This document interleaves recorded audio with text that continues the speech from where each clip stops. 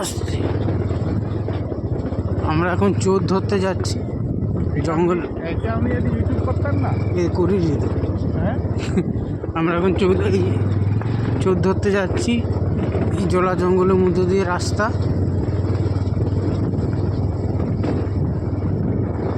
রাস্তাটা দেখতে পাচ্ছেন কেমন। চোরটা বাইক নিয়ে এই রাস্তা দিয়েই পালিয়েছে।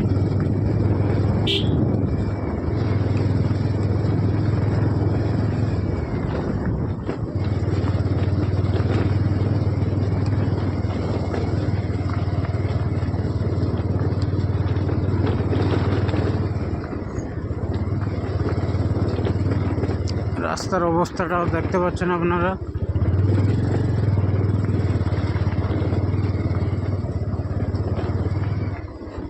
ও বাবা গো,